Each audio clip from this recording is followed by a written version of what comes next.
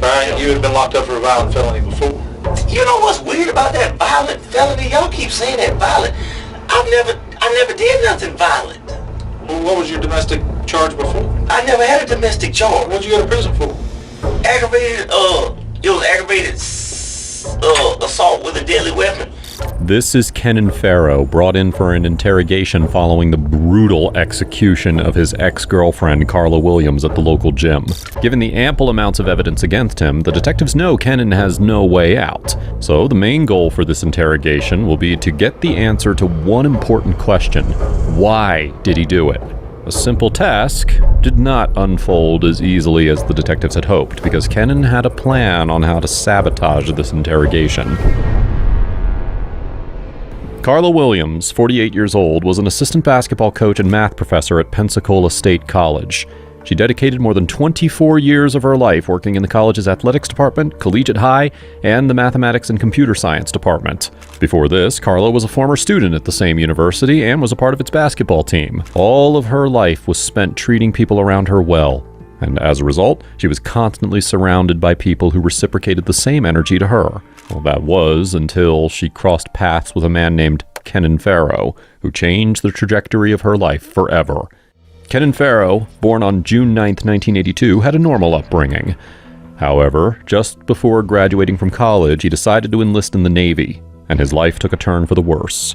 He began to face the difficulties of a disturbed mental well-being and struggled with bipolar disorder. This continued even after meeting Carla, so their relationship was severely affected by it. In February of 2022, Kennon attempted to strangle Carla and was arrested, but released on a bond of $25,000. Following this terrifying incident, Carla got a restraining order against him, which prevented him from interacting with her ever again. Not long after, she moved on with her life and started a new relationship. All of these changes did not settle well with Kennon, and he began to spiral into a frenzy of anger. In the early morning hours of May 24th, 2022, Kennon walked to the Pensacola Fitness gym where Carla often came to work out. Upon his arrival, he confronted her, and before leaving the gym, he unloaded 16 rounds of bullets and sealed her fate.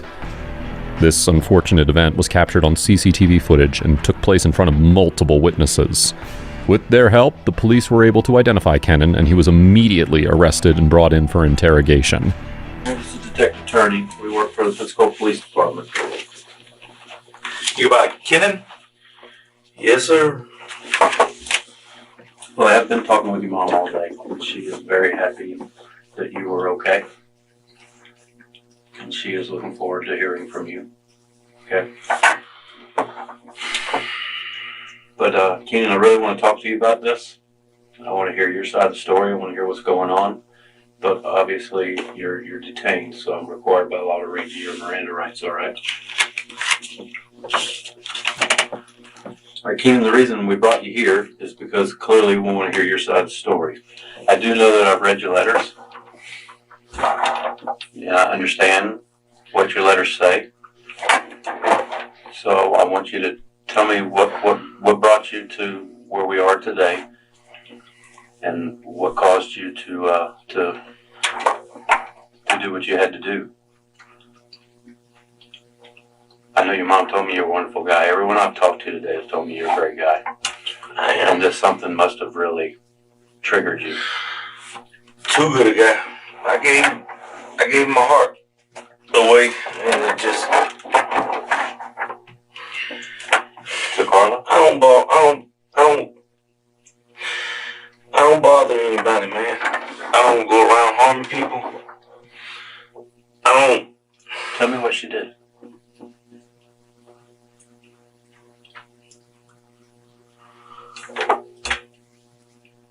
I really don't.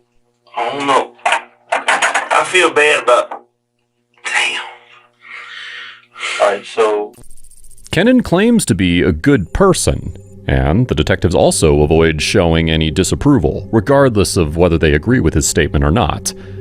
However, they still proceed to question him regarding what occurred, and Kennon finds himself unable to properly answer this question and states that he, quote, doesn't know.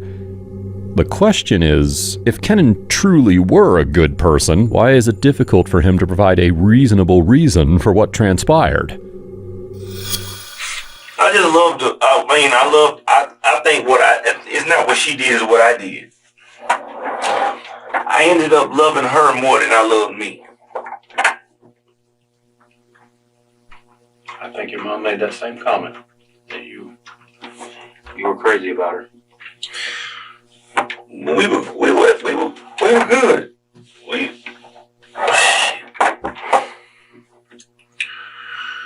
Yeah. I don't know. And then my daddy died, my auntie died.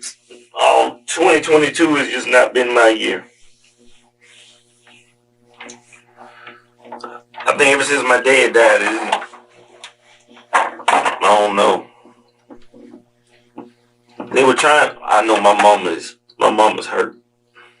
She's happy that you're alive. Kenan, there's several things that I want to talk to you about, okay? Because there's some other people that got drawn into this, and I need to discuss that issue with you, okay? Go ahead. And it is, But real quick, what time did you call your mama this morning? Was it before or after? I really couldn't tell you. I don't. Hold on, I'm trying to think. I don't think I called my mama this morning. I woke up at 4:30. well, she said you called her. 5. She said it was It may have been 4 o'clock, 4:30. and she didn't think nothing of it at the time. But do you know if you called her before or after you went to the gym? No, it had to have been before. Okay. So how long had you had that Rogue? What road? Or that Nissan, whether it's Juke or Kicks or whatever, that Nissan you were driving, the blue car? I rented it out yesterday, last night. Because your neighbors saw it this morning early, and they were freaked out about it, you know what I mean? They were like, I've never seen that car before. Why would they be freaked out about I don't know, because it's a strange car in the neighborhood. And then I think they saw you leave 4:30, something like that, when you left this morning. Yeah. So was going to the gym early like that something? I always go to the gym at 4:30 in the morning. Yeah, I've always been doing it. Me and Carla, we used to go together. 4:30 and y'all had together? When we were living together, we used to wake up same time going to the gym about 4 o'clock. Because I had to be to work at 5. Gotcha. And you were driving a truck? Yeah, I'm CDL driver. What caused you to lose that job? I never lost it. You never lost it? So you just, we talked to Wesley earlier. He thought that you had lost your job or whatever, said that you were talking to your boss yesterday on the phone. Mm-hmm. He said my job is good. I was waiting till court. And yeah, I never lost my job. You just weren't going to work every day, or? This is my mindset. I was going through what I was going through. And the last time I worked, we backed trucks up and I hit a mailbox. And I normally don't do that. I said that could have been a kid or something. I mean, I just think it's dangerous. My mind wasn't in the right spot to do what I do. And we drive tow trusses that are hanging off. The truck, the side of the truck and the trusses are hanging off. Roofing trusses, right? Yes, roofing and floor trusses. Well, God bless you for having that caution. How long had you not been going? That was the question I meant to ask. About a week. So just a week. What had hit you really hard recently this week? Just everything coming on you? Your auntie, your pop? Oh, no. Well, my pop, that's been on me. But my auntie, but no, I'm not going to use that as an excuse. It's just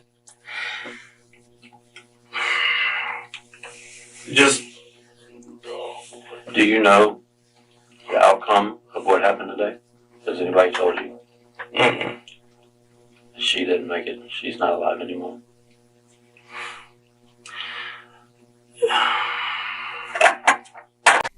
The detective informs Kennon that Carla did not survive the multiple gunshots he shot at her. Now, one would expect Kennon to have a big reaction, as anyone would upon hearing the loss of a loved one who they claim to have loved more than themselves. Instead, Kennon can be heard letting out a sigh and hiding his face in his hand. What pushed you over the edge to go in there with a gun like that, man? That's kind of what we're building to. What got you to the point where you had to go in there with a gun? I'm trying to read between the lines of what you wrote, but I'm trying to understand that's what I'm reading between the lines. Because you don't really say it when you wrote to your mom, but you just you inferred. It's hard.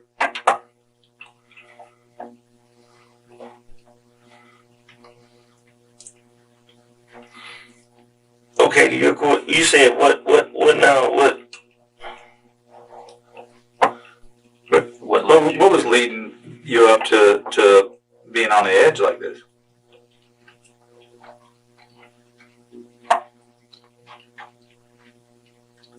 I have no kids, and I wanted kids. I wanted to get married, and she actually said the same thing. She told me that. We wanted to get married. We went down to we even went to a fertility doctor, seeing if we can have kids and all that. She played like her credit card wouldn't work. Credit card. I said, okay, I got it. Because we were going to go in half. I said, no, I got it. It was $300. She was there for me when my dad died.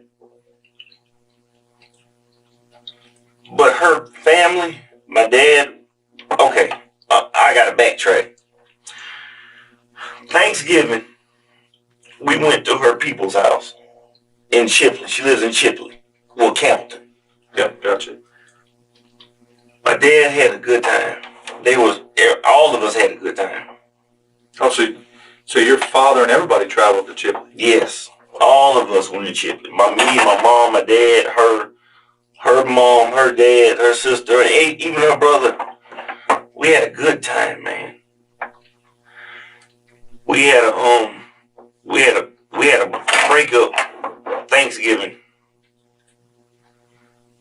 And it wasn't even a physical breakup. I've never been one to put my hands on. It wasn't a physical breakup. But after that, all right, long story short, we ended up getting back together. My dad died. My dad got real sick Christmas. We were supposed to go to Atlanta for Christmas. We got into a heated argument in her truck.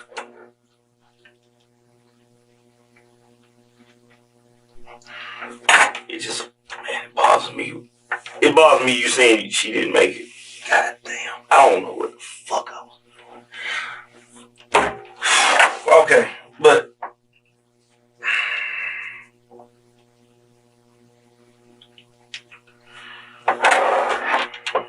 I think if I'd have known that, I'd have killed myself. If you didn't know what? She didn't make it. Well, the only logical outcome because you went in there and you didn't have any bullets left in the gun when you were done, right? I don't know. I have no earthly idea what I was doing. The detectives wasted no time to jump right into what they were interrogating for, to find out whether or not Kennon premeditated the murder of Carla. Kennon provided answers for everything except for the question the detectives were seeking answers to. It was already downright bizarre why he possessed a gun while visiting the gym, but his intentional avoidance of the question can easily depict his guilt of committing this heinous crime. Well, I was drinking. I didn't even sleep last night. I was just drinking. I was miserable. I was heated. I was literally drinking all night. But you remember going to the gym, right? Yes. And we could see that you confront her and you start talking to her, and she's just like not having it. She's walking away from you. Do you remember what y'all were talking about? She said,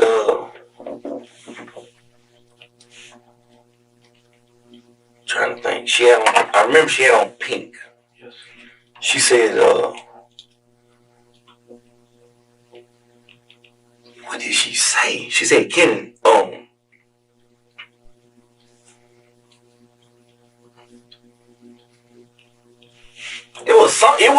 it wasn't nothing not pleasant. I'm trying to think what she said.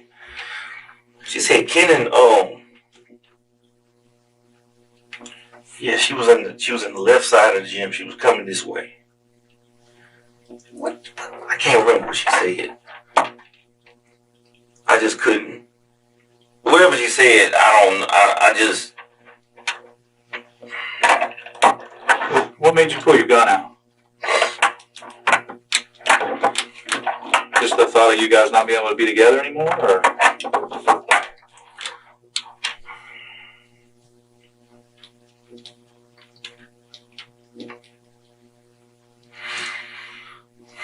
Take your time, man. Take your time. We want to understand it. We do. I'm not one of these cocksuckers that sit around and just abuse women and happy about doing what I did and all that. God damn. Listen, bro. Seriously, we have talked to so many people that were in your life today. All right, like Detective Kramer was saying, there's not one person that said that you were a bad guy. This has them floored, man. They can't believe it. You know what I'm saying? So I don't disbelieve anything that you're saying. I'm just trying to comprehend. You know, you guys met at the gym you obviously went there. That's where we met at. Because you knew she'd be there, right? And okay, so your relationship started there as well. No, I didn't. Yeah, you're right. So you went in there to talk to her, or to confront her, or to do something, right? And I mean, my gut tells me that you initially didn't want to go in there and just start firing rounds at her. You know what I mean? But something pushed you over there. She has a neighbor. The neighbor that was in the car with us going to Atlanta. We came back. You remember I told you the neighbor that was in the car? Mm-hmm. She told me that she had seen another car over Carla's house, and my mind was playing tricks on me. I was thinking that Carla had somebody else. She had moved on to another person. Yeah, but I don't think she did. Did you mention that to her this morning? I don't know. I didn't even get a chance to. I didn't even get a chance to. My mind just played tricks on me. Do you know if you wrote the notes before or after you came from the gym? It was after. I do know that. I left it on, and I left like $1,100, $1,200, $1,300 on there too. And I left that really for my mom. Yes, and we'll give it to her. We're gonna give it. Please do. Yes. But what got you to that point this morning, bro? My mind playing tricks on me. So you thought thinking that she had, yes. She thought she had somebody else. Did you ask her about it? I can't talk to her. I couldn't talk to her because she kept walking away. She had a restraining order. Yes. Right. Yes. But we had one on each other. But this morning you still went to the gym knowing she was there, right? Yes. And you confronted her. Mm-hmm. I wouldn't say confronted her. I was trying to talk to her. Man, she was just dismissive. Was that what put you over the edge? Just that she was not respecting you, or? Possibly. A little bit of everything, man. I have just a little bit of everything. Because it seems like I don't know what y'all want me to do. I mean, God knows I don't. Damn. I don't want the woman to die. I mean, I didn't. I wanted us, as of right now, I wanted us to be in fucking Las Vegas right now, gambling in a hotel together, having a good time. But it just didn't work out that way. Can you explain to me what the letter meant when you were saying, that her family... Now, I will say this. I felt like when my dad died, her family disrespected him. Yes, that's what you were saying in the letter. They disrespected my dad. They didn't even send my mother a letter, a card. They didn't come to the funeral. They didn't do anything. At least I will say Carla came to the funeral and she was supportive of me. I will say that about her. Had y'all been on your temporary split when he passed away? You know what? We all still together. We broke. Okay. We were going up there Christmas. My dad died 2 days after Christmas. We were going up there. It was Christmas Eve. We turned around. We broke up Christmas Eve. My dad, he died quick. like, he was good. He was playing checkers and cards and stuff with the family the night before, from what I heard, because I wasn't up there. 2 days later, my mom told me that he jumped up out of bed and said, I can't, some heart or something don't feel right. He laid back down, he jumped back up. And then my brother-in-law had to carry him up the stairs, and long story short, he ended up going to the hospital, and he just got worse. And they were just telling Mom that that's a very sick man. He's a very sick man in Atlanta. So the doctors here weren't, I guess, they weren't doing real thorough stuff on him or whatever. But yeah, so he ended up passing in Atlanta.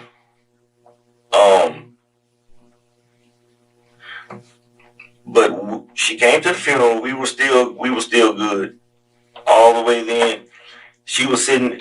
We were talking about getting back together. She said, she still wanted to have my kids.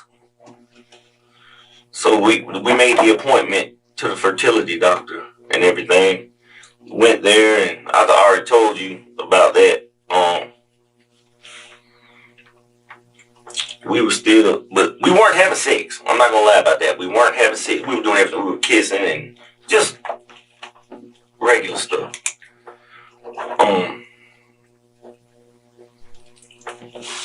But that was it. As the interrogation progresses, Kennon can be seen struggling to come up with a plausible story to explain his actions. He is constantly jumping from one story to another.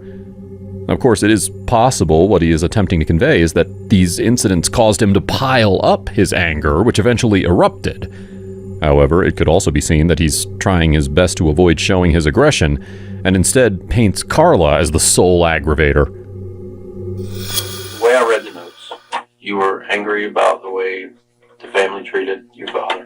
Oh yeah, You were that's not a secret. You were angry about the restraining order. Yeah, You were angry about I wasn't angry. what I didn't was say nothing about it. coming. What you and your attorney had discussed as far as the scoring of the points and all. Yes, And so what I'm trying, I didn't put that in the letter, but yeah. it was in there. It was. Yeah. Oh, Yeah. I wouldn't know that unless you put it on a piece of paper. okay. And so that's what I'm trying to gather is all of these factors what drove you to go there and just say, I've had enough. She's trying to ruin me. Basically, I just feel like we've been through so much together, and she's you trying to have kill me. another man. Yeah, that, and you don't give a damn about me, basically. And you don't care about my mom. You know, my mom lost her sister or her husband, and me, basically. I mean, you have no respect for. You gotta understand where I'm coming from, man. If you put yourself in my situation, That's what I'm trying to do. I'm trying to get you to put me in your situation so I understand it. she was over my mom and dad's house. Me and her were living together. We stayed 5 minutes apart. She would come over to my parents' house every Sunday, watching football, basketball, and eating dinner. My dad died, okay, that was cool. I mean, it wasn't cool. But she was, like I said, she was supportive of my dad. But I'm like, you know what my mom's going through. For the attorney to tell me,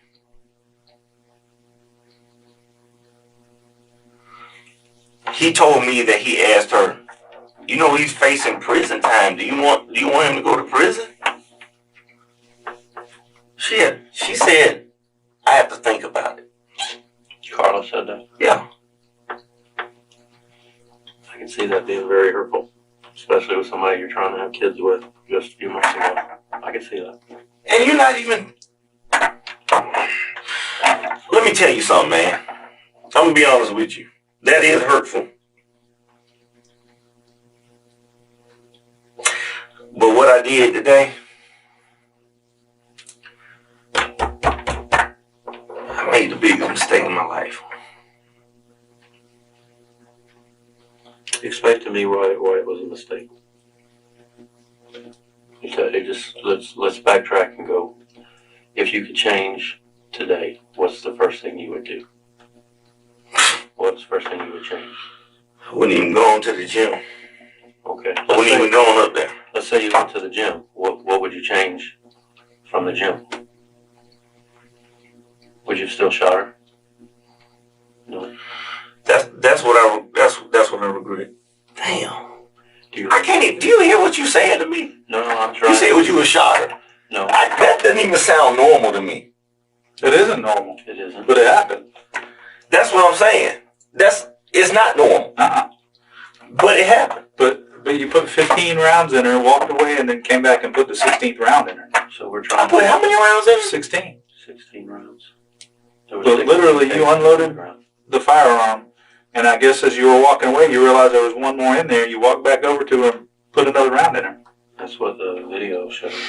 There were 16 casings found on the ground. Found on the ground. You don't remember reload a magazine or anything? No. Yeah, because you didn't. You I got that gun until it was empty. No, but I mean, once you Did got... I really unload all of them in her? I mean, I assume, was the firearm they got off you in the Can I car? see? Was that the same It's going to be hard. So here's the deal. Can I see the video? Not right now. Okay. But I will tell you this. A lot of times when officers get in shootings, they're asked how many times did you pull the trigger, and they say 1 or 2, and it turns out they shot 10, 12, 13 times. Because after you pull the trigger the first time, you don't remember pulling it the rest of the times. That's possible.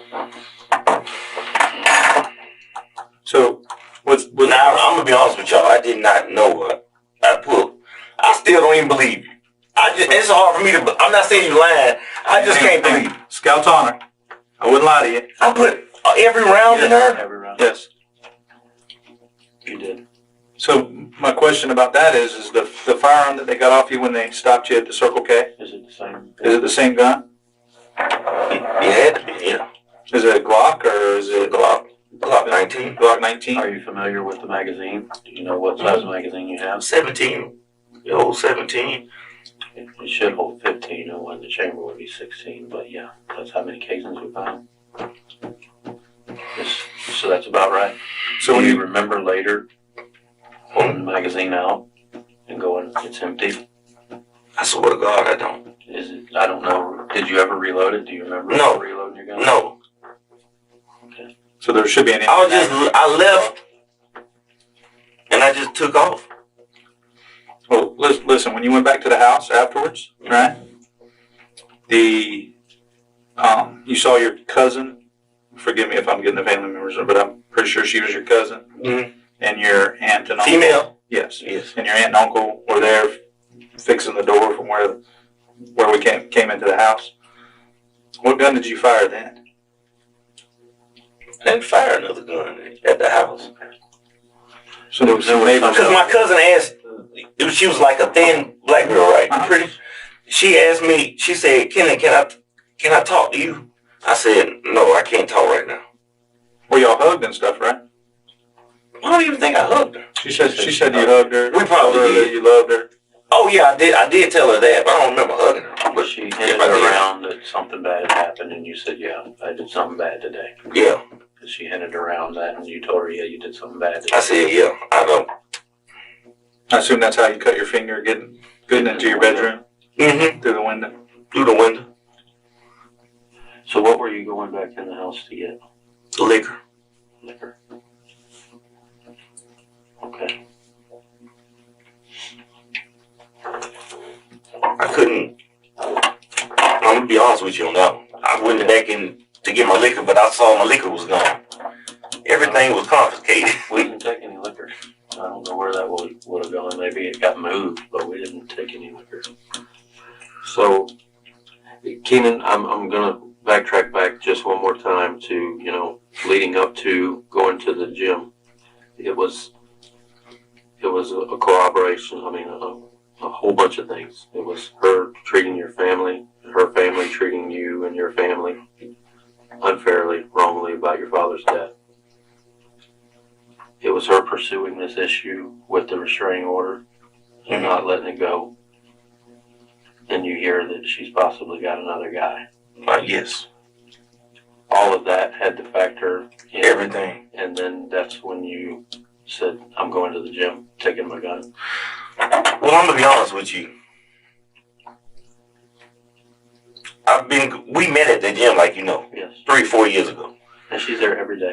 And I was going every day. I had stopped going. Yes, all the guys knew you too. That's why they said they had nodded, said hi to you, or gave you a head nod when you walked in. You talked to the guys too? Everyone in the gym, yeah. I'm telling you, they all think you're a great guy. They nodded their head, and when they said, I can't believe what They probably didn't even understand what they saw. No. Half of them probably shit themselves. There was one guy in there that Because said they know we were together. They used to see me call a kiss and they coming in together and all that. That's how we knew who you were. Because everybody in the gym knew you. If she hadn't been so dismissive this morning toward you, would you have shot her, you think? I can't. You gotta hear what you saying to me. I gotta let this process what I have shot her. I hear Well, we've been dealing with it all I've day. never shot nobody until today. Right? But what we're trying to get at, Lord have mercy. when you left your The detectives attempt to build a bond of trust between Kennon and them. This, however, goes in vain as Kennon does not buy into it. Not only does he not believe them, but he also doesn't hold back on expressing it to them. For instance, he questions their legitimacy in interpreting the CCTV footage of him unloading 16 rounds of bullets onto Carla. This could be because he is shocked by what has occurred, or he's simply being mindful and avoiding tactics used against him to confess the premeditation of this crime. I'm gonna be honest with you. You saying I unloaded how many rounds in her? 16. Everyone that could have fit in that gun. So Kenan, let's talk about leading up before this, okay? When you had the restraining order, did you own any firearms that the city or the county took away? No. Okay. So, and this is what I was getting to earlier. How did you obtain your firearm? Off the streets. Off the streets? Kennon is questioned about how he came into possession of firearms despite being under a restraining order. What Kennon isn't aware of is that the detectives are fully aware of how he did, but they're only deceiving him to reveal it in his own words. But Kenan, the reason I'm saying this is because I know how you obtained the firearm. Mm-hmm. Okay? And so, like I said, there's a lot of people involved now. And so, it's your opportunity now to tell us the truth.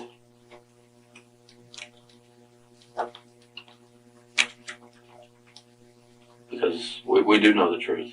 And clearly all we do is run serial on the firearm. We know who bought the firearm. Okay? And we've put a connection between that person and you. And that's not the streets. So, you can call it the streets, but when you go to the store with someone, that's not the streets. No, that's not true. Okay. Tell me what's true then. I need you He bought it. Okay. Like I told you, my father died. to...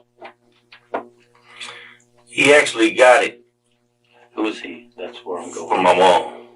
I don't want to say his name. Okay. I'm not. You know we know about the Ruger, right? Mm-hmm. We know about the Glock. Yes. Mm-hmm. We know about the intention to buy another Glock. No, I didn't have no intention about it anymore. As a matter of fact, I was going to get rid of the Ruger. Well, we've had Rep Wesley sitting in the same chair that you're sitting in. Just a few hours ago. Literally before we went up there and saw you at the Circle K. And he saw you. You came to his house today. Yeah. Told you what happened. Told you were like He said it was like a lot of people in here. Yeah. looking for you. Yes. So Said you and his Wesley brother. sat right there in your chair and told us all about how the guns were bought. Mm-hmm. I went up with him, but with the other guy, no. I didn't go up there with him. Yes. So You didn't go up there with who? Wesley? I was up there with Wesley. I didn't go up there with the other dude. Who's the other dude? You know his name? oh, we know who he is. I just right now. Here's the deal. You're not supposed to have a gun. Okay, because of what you were going through. All right. So Even if I had a concealed weapons permit, I'm just asking. yes, but it was temporarily taken away because of all this stuff she was doing. You weren't supposed to have one. Okay. So, like I said, you've unintentionally drawn some people into this that's going to be in some trouble. So, by you discussing it with us, may or may not implicate them as being part of this. Does that So make that's sense? what this is about. Does that make sense? Yeah. So I need you to talk to me about purchasing firearms, how they were purchased, who helped you purchase them, and why they were purchased. And what part did they know about the purchasing of the firearm? Then now, I'm going to tell you something. They did not know, none of them knew. All right, so I didn't even know that I was going to shoot her. They did not have no idea on that one. you need to tell me who they are, and we need to discuss that, because you get arrested for getting into a tiffle with your girl. She puts a restraining order on you. You've already done time for having a violation of restraining order. Now she's doing this in a restraining, not violation, but you've already been to jail for this. You didn't want to go back. You wrote a letter you weren't going back. And you buy a gun, 2 guns, with help of friends, and all of a sudden she's been shot by you with these guns. And so I need you to talk to me about the purchases of the guns and how much involvement they had in it, and how much knowledge they knew that you were going to use these guns. They did not know. They did not know that. I'm going to be honest with you. They did not. They purchased them for me. I paid them. But they did not know anything about that. Damn. That's common sense. If they known I was going to, I'm sure they wouldn't have done it. Well, we need to talk to the other guy, man. So we talked to Wesley today. All right. He thought he was getting into because y'all bought the Ruger together, he was going to be able to start buying and selling firearms. That was his mindset. It's a silly mindset, but once he was approved, he thought he could buy more. Yeah, I didn't want. Yeah. So talk to me about it.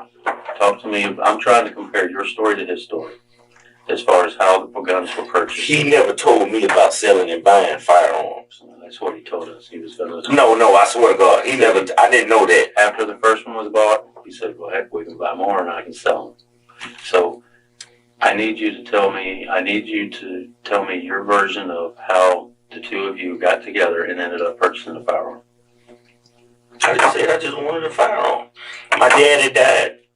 You know, and me and Carla broke up. I moved back in with my mom. My dad died January. And for one thing, I didn't want my mom being there because I was driving trucks. I didn't want my mom being there and not being able to not defend herself, first of all. That was the number one reason. Okay, I can go with that. So No, that's the truth. all right. Where all did you go, and who all did you go with to attempt to buy a firearm? It was just him. No, it wasn't just him. Huh? It was Wesley. So who'd you buy the Glock 19 with? Man, I feel like You do this understand. seemed like shit from a movie. You do understand that a lot of these questions we already know the answers to. Does that make sense? So what are you asking? Because we're trying to find out if that person's lying to us. Who is that person? That's where we are. I'm not trying to trick you. I'm gonna be honest with you, man. The phrase, "I'ma be honest with you," was stated countless times by Kennon, but ironically, those words are followed by lies. It is possible that he's taking this lightly, and it can be further proven by his comments such as, "like it's out of a movie." Given the severity of his actions, this is insensitive of him. Do I need to arrest him No, hell no. for assisting you in purchasing a firearm when you shouldn't have a firearm? No. So let's talk about who they are and why they bought you the gun. And did they know? Did they not know? That's where we are. No, they did not know. They did not know. I didn't say anything. I didn't even know. That's what I'm telling you. I did not even know. I did not buy the firearms to say I'm gonna kill Carl. No, God knows that wasn't the reason. The reason was for my mother. But it just, no. Listen, I believe you about the Ruger. I believe that you and Wesley went to the academy and bought the Ruger to defend your mother. Not only because you say that, but because he told us that. That's what he said. Yes. Right? Yeah. But you had a 22 and a 32. Is that correct? That's what he said. And y'all try to go buy caps for it or something, little red, what do you call them, zips or something, zaps? Oh, yeah, the little zips. Just little practice rounds that don't, yeah. Are they like wax or something? I don't even know. I'm not even familiar with those. Never knew that. But you did attempt to buy a Glock 19 from Academy with Wesley. We had that form, right? Denied. And it was denied because he changed a bunch of damn numbers on these forms. But the first one wasn't. But you did get a Glock 19. Yeah. From where? The Academy. With who? That's who we need to know. Because when we talk to him, he's better give us the same story you gave us. What? Or he's going to jail. What am I going to get out of it? Cooperation. Nothing. There ain't nothing to get out of it. It's the truth. It's to help your buddy not go to jail for assisting you in killing your girlfriend. That's where we are. Man, I can't believe what you just told me. But I told you when we girlfriend. started that we had an issue that several people were involved. And she really did. oh, yeah. She's bad. Man, She was dead before you made out the doorbell. in the face. So now we're trying to determine whether or not Wesley was involved in this and whether or not your other buddy was involved. That's where we are. I'm going to be honest with you, man. None of them knew anything that was going on. They did not. I didn't even know. I just Let me I answer didn't this. say Answer anything this. or nothing. Did somebody fill out paperwork to purchase the Glock 19 that you had on you today? I have no idea. I don't know about that. I didn't. Somebody filled out paperwork. You know how I know they did that? Yeah. Because we're going to run what's called an E-trace, and it's going to come back to the person who purchased the firearm. Mm-hmm. Right? Typically, if people are forthcoming with this, Mm-hmm. tell us who he is, we go talk to him, he's honest with us, it's a completely different outcome than if we have to go the long way and freaking run all this crap in the different databases and all this type of crap. Well, his name is Tavares East, and he also bought it from my mom. Tavares East? Yes. He bought it from my mom. Where'd he stay? The detectives let Kennon know of the consequences he and his friends would face if he was not willing to disclose the information. The tactic immediately worked, and he came clean about it. However, it is yet to be known if he did it for his benefit or someone else's benefit. I don't know. How old is he? He's around my age, I think, about 41. I'm 39. He's 40, 41, 40. So where did you meet with him? And is he over at Wesley's house when y'all were drinking? No, he doesn't even. I don't even think he knows Wes. Somebody you work with? No, he doesn't even know. He drives trucks though, but he doesn't even know Wes. Okay. Is that the guy that lives at the corner of I don't know where he lives. okay. That's the Where did thing. you meet? I don't know Where where. did you meet with him at? You just met him at the He store? just drives over to my house. You talking about the house you stay with your mom now? Mm-hmm. Okay. Drives over to my Did you house. know him before you moved? I knew him since high school. Okay. So y'all went to high school together, or you just knew him? I was like a freshman. He was like a junior. Gotcha. He actually used to kind of bully me a little So bit. how did it come about that he was going to buy you a gun? You had money and he had the gun I just asked to buy it? I just asked him. I said, man, I need a gun for my mom's house. My daddy gone, man. Will you do it? And he trusted me. He was like, all right, man. Yeah, and I gave him the money to go get it. I said, I can't get it. And I don't think my mom needs to be at this house. You know, an 80-year-old woman. She's almost 80. Were you with Tavares when he went to Sports No. Academy to get it? No. But you were with I was with Wes. Wes. Yeah. You actually paid for the gun with Yeah. your card? Paid, yeah. No, not my card, no. You didn't use a card, you paid cash? I did, yeah, cash.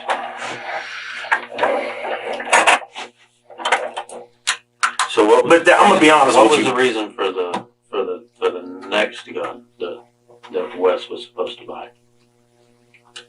Now that I have no idea what he was telling you. I matter of fact, the Ruger, I was about to sell that. So were you with him? He said you were with him when you went up there the second time and he got declined.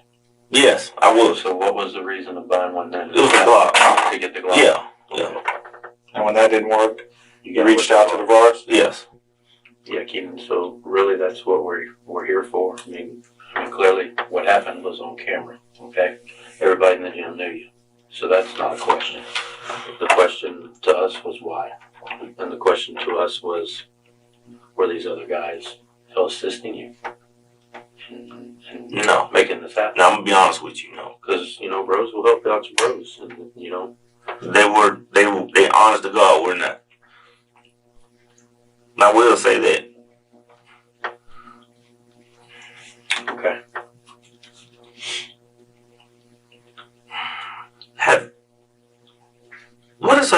Have y'all reached out to her family? What did they say? They weren't happy at all. Well, of course not. They were under the impression that this was writing on the wall and this was going to happen. They thought you were a great guy, but they did think that you needed help and that we didn't get you help. You needed counseling, is what they thought. Too late now. Ain't it? It's too late for that. No, it's not too late for you to get counseling, but it is too late to save her because she is gone. But it's not too late for you to get counseling. You have issues with I guess, relationship. Did you ever tell them about the letter that I wrote about them not reaching out about my dad's death? I didn't tell them about the letter. It wasn't me that spoke with them. I had another detective call the family and tell the mom and tell the brother that she was no longer with us. She had passed. I spoke to your mom all day long. What did she say? She's floored. She said she can't believe it. And that you lived for her, and that she understood that you did it because she knew that you were having real problems with this. But she was floored that it happened. She really was. And that I told her my intent was to make sure that we were able to get you into a room and talk to you without you hurting yourself or hurting someone else again. Kennon proceeds to ask the detectives what Carla's family is stating about the situation. This raises concerns because who would ask what a family is going through after the loss of their loved one? From the start, Kennon expressed that he was angered by Carla and her family for not showing any support towards his family during the difficult times they faced when Kennon's father passed away. This can depict the possibility that not only did he have a whole set of different issues with Carla, but he may have also held a grudge against Carla's family due to this reason. Jesus. Is that? What about it? Who is it? Tomorrow. Just want to make sure. What, you think I'm lying? No, yeah. I mean, dude, I got a trust to verify. You know what I mean? I don't think you're lying. He didn't know, but I'm gonna be honest. Like I told him, he did not. Nobody had an intent. You got. I mean, you smart enough to know he wouldn't have got me a gun in his name if I was gonna use it to kill somebody. We're just gonna talk to him about it. All right. He didn't. I'm not. He didn't. I didn't even know it. I understand. This shit just hit me. So does ain't no excuse, man. It ain't gonna help. Did you tell them you had the issue and you can't buy it yourself? No. So my question is, if you say, hey man, we're bros, can you run up there, I'll pay for it, can you buy me a gun? I would say, dude, go buy yourself a gun. Why can't you buy a gun? That would come up in conversation with an average person. How does that come about for you? Yeah, that's true. How did the conversation go with y'all? You and William, you and Tavares, and you and Wesley? I just told him, can you buy me a gun? I'm paying you the money. I'll give you the money and I'll give you a little extra. So did they know that you couldn't buy your own gun? I never said that. I just told him if you can buy me a gun, I'm going to give you a little extra, so go ahead and get it. So one of two things would cross my mind. That you don't want the gun in your name because you're going to do something with it you shouldn't do, or you ain't supposed to have a gun. And I have to weigh in how much you're going to pay me to make it worth my while. None of that come up in conversation at all? We'll talk to him and verify. You know what I mean? We'll verify what you're saying. I kind of wonder what he's thinking. Did you try to reach out to him today, Tavares? I ain't talked to him since Because you know that him and Saturday. Oh, my bad. You know him and Wesley both are thinking, "Dang man, what the heck happened?"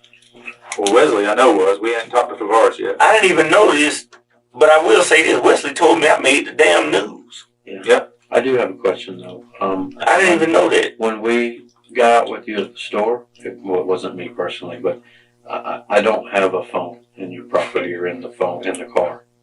So where is your phone? Man, I ain't gonna lie. I threw my phone away. I can't even remember where I threw it. After I did what I did, I was like, oh my God. Did I really do this shit? Kennon states that he threw his phone away following the shooting because he was in a state of shock.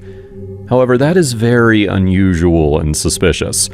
When one is in a state of shock, especially after committing a crime, do you think of getting rid of your phone? Is it possible that his phone contained pieces of evidence that could prove the premeditated nature of this murder? Well, fortunately, the detectives had the same questions as us. Would your phone corroborate your story with Tavares and him as far as, would it tell me that they didn't have any involvement? Yes. I'm telling you, they did not know I was going to. I'm telling you. Listen, on Jesus.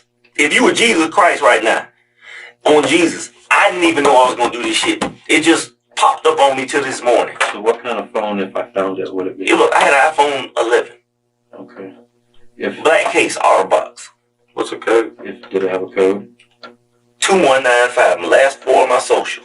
2195. Yeah.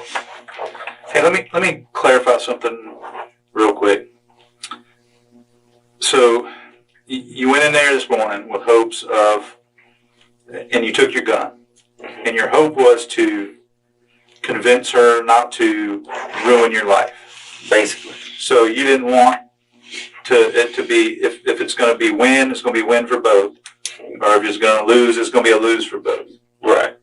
And by lose for both, her dead and either you dead or in prison? Honestly, I meant me dead. So her dead. Both so by lose meant. But I wrote that letter. But you know, I wrote that letter after this happened. I understand, but still, you went in there with a firearm and with the intention to convince her not to pursue charges or do any of that for the DV strangulation case that you had going on with it. Yes. And then when she was dismissive to you and not listening, you were like, well, fuck, I guess she thinks I'm kidding. You shot her, and then you had every intention of killing yourself. But I'm going to be honest with you. Y'all shot the shit out of me when you said I unleashed 16, 17 rounds in her. you did. I thought it was like 3 or 4. But I mean, shit. But either way, dude, I want you to know something, all right? And I'm not happy about it. Even though you shot and killed her, you made the good decision not shooting yourself, because you do have your mother to think about. So even if she can't freaking talk to you face to face like we're talking right now, she's going to be able to call you, or you're going to be able to call her when you're in jail, and that's going to be comforting to her. And how many siblings do you have? 2. You know what I mean? Or you got a sister in Atlanta, and then both sisters in Atlanta. Both sisters in Atlanta? Is that where your mom's visiting right now? Is that where your mom's visiting? Yeah, that's where she is. So, I mean, she's going to be able to talk to you. Her only son, which is probably the biggest reminder of your father to her, right? So you made at least that right decision this time. So, Kennon, we've been going at this all day long, me, him, and your mom. I think that you went there to kill her, and you were going to kill yourself, and you just chose not to kill yourself after a little while. Because your mom thought you were dead, bro. She did. When we called and told her, she's beyond belief happy. Sad what you did, but happy that you're not dead. Because she thought you went somewhere and freaking... She thought you were in the house. That's why we got a search warrant on the house, to go see if you were in the house. Yeah, I was wondering. I went to the house. She thought you had shot her and killed her, and you went to the house and shot yourself because of all this. And that's what I think was going to happen too, and you just had to change your heart. on yourself, because it is a lot easier to point the gun that way than it is this way. I'm gonna tell you all of this. Because there are many guys out Why there. did y'all go out there and try to help me before this happened? Do you see why I'm talking to you right now? Because apparently the signs were there and they were missed. What's the long story short that you're going to make? We were together almost 4 years, three and a half years or whatever. I wanted us to get married. I wanted us to have kids. I wanted this. I wanted that. I wanted everything to work out. It didn't work out. Long story short, and then she turned on me. Bottom line, she turned on me. Now I do. God knows, I regret doing what I did. But she turned on me, and this is what really got me. Like I said, when my dad died in January, her people were skinny grinning in my dad's face. They didn't even send my mother a card. Damn me. You don't have to send me nothing. But I think you could have at least reached out to my mom. Wouldn't you agree? I do agree. Her family could have at least, my dad was at your house Thanksgiving. You could have at least sent my mom a card, send some kind of condolences to my dad's funeral. And like I said, Carla was at the funeral with me. She was, I will give her that. And that's why she was a good woman. What could we have done differently that would have prevented you from going to that club and that The gym? shooting her? What could I have done as a police officer differently? Because I tried to keep you away from her temporarily. I tried to make sure you didn't have any firearms access to them. What could I have done differently to keep you from going to that gym and shooting her today? I paid for the damages. I paid for the damages that I caused when I threw the brick through the window. And I agree with the restraining order. You stay away and I'll stay away if you don't want to be with me. Bottom line. But as far as you trying to hurt me. With another man? No. What is the hurt you? Sending me To jail? Yes. But that was a point system based on your... The problem is you had a violent past. That was the reason you were looking Right? at You had been locked up for a violent felony before. You know what's weird about that violent felony? Y'all keep saying that violent. I never did nothing violent. Well, what was your domestic charge before? I never had a domestic charge. What'd you go to prison for? Aggravated, it was aggravated assault with a deadly weapon. That's It violent, was just pointing. But that's considered That's violent. firearm. That's a violent felony. You didn't have to pull the trigger for it to be... Now I had access to a gun then now. Yes. Yes. I got you, but that was a violent felony. Yes. Right? So the point I'm thinking violent is if I pistol whip somebody or something like that. so It just- was wrong, but Just go into the that was a prevention different mindset, right? Mhm. You're a convict for a violent felony. Mhm. You get out, and then people are fudging the rules so that you can have a firearm, so that you can then go commit another felony. You see what I'm saying? y'all acting like I'm a bad dude. No, we're not. We already told you we don't believe that because everybody that knows you, man, says you're a freaking sweetheart, dude. So, coming at this to make you look... I don't just go around terrorizing. but go into Matter of fact, the what could have helped you. That's what we're getting at. Right? The system was set up to keep you from getting a firearm, but yet you still were able to get one. I told you, Keaton, listen, what I'm trying to do is the next person... see, you helping out the next person. I want to help me. But you're helping the next person by telling me your story. I want to So that I help me can out. see... Well, I think that... by telling your story, I think that you are helping yourself because people are getting to listen. So they're getting to understand where we are and why we're where we are. And again, we Man, can't... they surrounded me like it. They pulled guns on me and everything, man. It was like... Wesley told you, right? No, well, yeah, it was like a SWAT team, like Wesley told 25 you he cops. couldn't believe you were riding around like nothing was going on. Because... I don't mean to call you dude, but it didn't even hit me that she was dead. Right. Well... Does that make sense to you? Yes, but here's the deal. When you have gangbangers shooting gangbangers in the projects, it doesn't get a lot of news. It gets a little bit. But you have a girl that's a professor at a college, that's a coach, it's very pretty, gets murdered in a gym, working out. By her boyfriend that she's been with. It's top story news in Pensacola. That's a truck driver. When's the last time a female was murdered in Pensacola that you know about? It happens, but the girl that was killed at the Platinum Club, that was on the news forever. Yeah, I don't even go to. See, that's the thing. I don't even go to this shit. I don't even go to shit like that. So when you have a shooting. Kennon purposely adds comments such as, "He's a truck driver," at the same time the detective is giving Carla positive remarks. This displays his insecurities and the possibility that he is thrown off by the idea of people complimenting her instead of him. This can be further proven by what he says next. You giving her all these accolades, all these professor, pretty. Well, she was with me. Does that say something about me? Dude, how many times did I tell you that everyone I spoke to today had nothing but great things to say about Yeah, that's what I'm saying. But something triggered you to end her life today. And like I said, we tried to give y'all a timeout in child terms, a timeout. Don't talk to each other, don't go around each other. Because that's all it is, a piece of paper telling you don't go near each other, don't talk to each other, because nothing can prevent it from happening. It's just a piece of paper saying don't do it. We had that happen, but we end up getting back with each other. Yes. And then if he thinks that you're still going to go talk to her and you're still going to go around her, he puts a monitor on your ankle that tells him that you did go around her, but it doesn't stop you from going around her. It just tells him that you went around her, right? So really, we're doing little minor things to try to give y'all a timeout.